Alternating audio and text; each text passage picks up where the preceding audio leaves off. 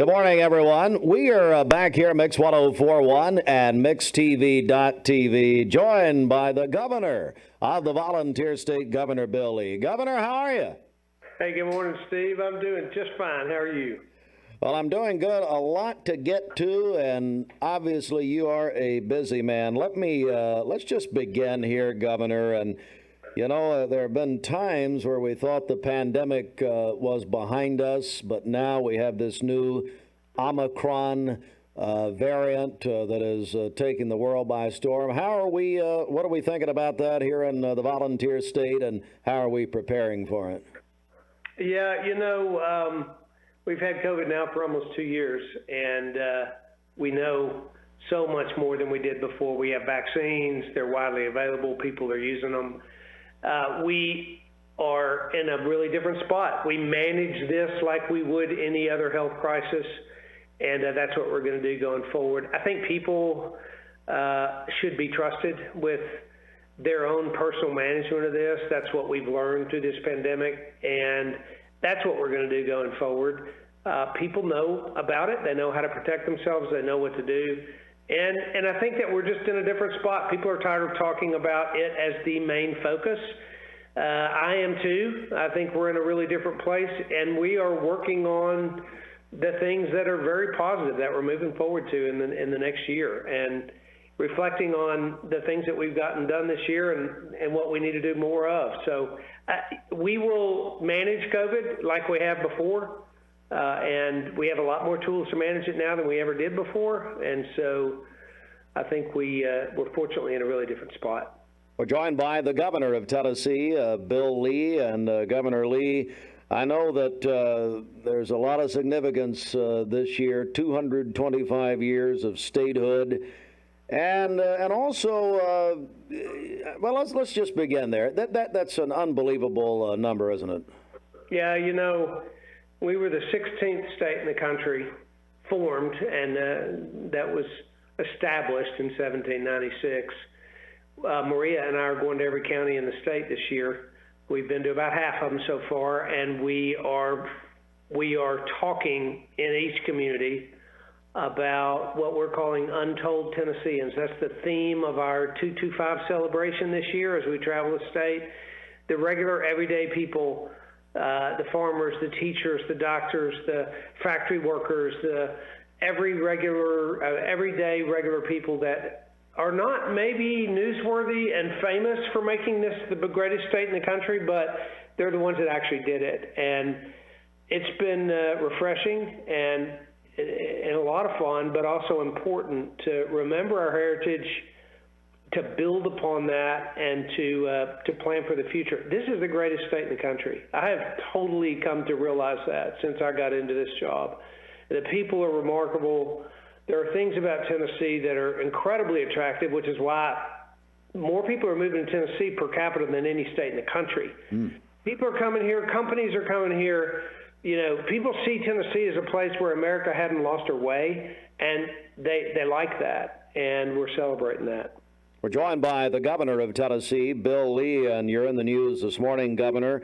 You announced a 37% salary increase for new State Department of Correctional officers amid this nationwide staffing challenge. Why was it important for you to do this? Well, I think one of my jobs is to keep the people of Tennessee safe. That is the safety and security of the people of this state, one of the most important things that I and government provide, and safety and security. When you have not enough correctional officers for the number of incarcerated individuals in the state, that is not safe. We all know what happens when there aren't enough prison guards in prisons, and it's not good. And I didn't believe Tennesseans should be exposed to that kind of risk.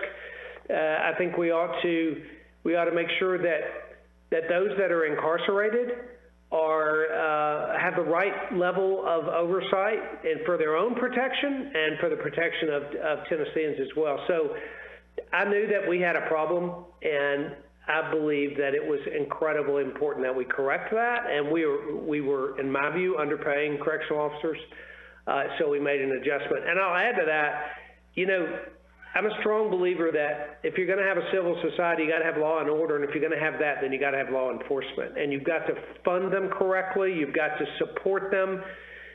We've done so in our correctional officers, but we also have made a significant outreach to law enforcement and police officers across the country, many of whom have found themselves in states that don't appreciate them, in my view, the way they should, and don't support them the way they ought to.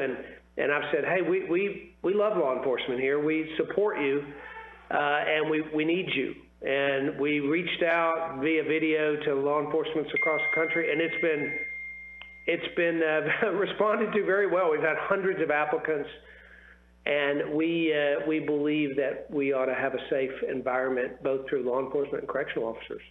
I think they're texting you thank you right now. Is that correct, Governor? Sorry, I'll turn my No, it's fine. Finger off. It's okay. We're joined by Governor Bill Lee. Looking back maybe over the last year or so, what are some of the initiatives that you believe that you're proud of, that you've championed here in our state, and especially maybe those that affect maybe our listening audience, our viewing audience here in Southeast Tennessee? Yeah, when I think about what Tennessee is to her people and to people across the country, I want people to view this state as a place where they can have opportunity, where they find security, and where they experience freedom, and to live their lives and worship and raise and play, and to live their lives the way they see fit. Opportunity is a big part of that. And government doesn't create jobs, but government can create an environment through a business-friendly environment, a tax structure, an economic environment that's attractive to both companies that are here and allows them to invest in their people and their growth of their companies to create more jobs. It's also attractive to companies that are looking to move, and a lot of them in this country are. And one of the things that I'm most excited about and pleased with, we've had the 3 largest economic announcements in our state's history all occur in the last 12 months. Significant companies making significant decisions to move tens of thousands of jobs into this state. And that's an opportunity for Tennesseans. It's life-changing, it's transformational, and that is something that I think is very, very important. It does a lot of things. It transforms communities. It creates, the Ford Motor Company deal, and this is happening in East Tennessee. It's happening in Middle Tennessee and West Tennessee. The Ford Motor deal is an example of what can happen when a company decides to choose Tennessee. That they had 15 states to choose from.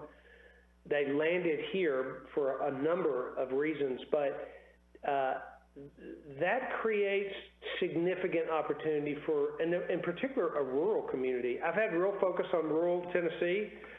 We had 15 distressed counties when I came into office. We have 9 today. I think part of the reason for that is attraction of companies, but it's also an investment in workforce through TCATS and CTE, the GIVE Act that we implemented when I first came in, Governor's Investment in Vocational Education Act, giving folks and giving young people in particular who are gifted in ways that attach their brain to their hands, giving them a pathway to success and giving them opportunity to land jobs that will provide for a great living for them. So I think opportunity is on the rise in this state, and to me, that's about as important a thing as government can do is create an environment where there's opportunity.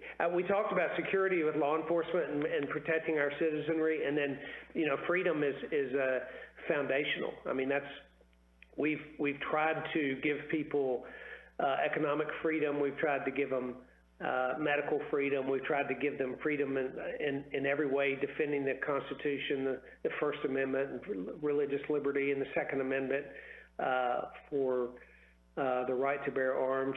Freedom is something that many in this country have come to mock in some ways over the past couple of years, but it is foundational to America, and I believe you ought to have it in Tennessee.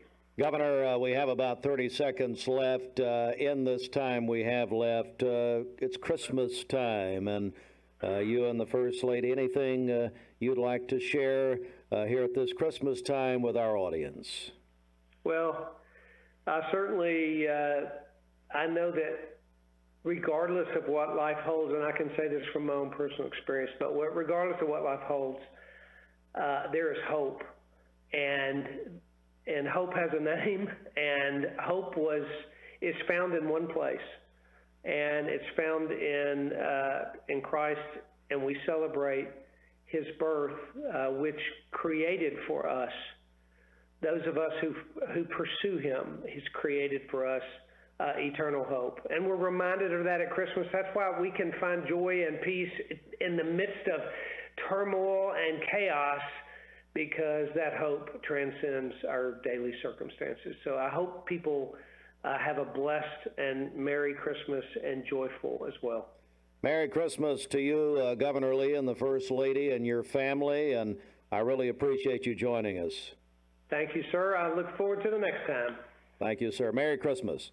Merry Christmas to you. Thank you.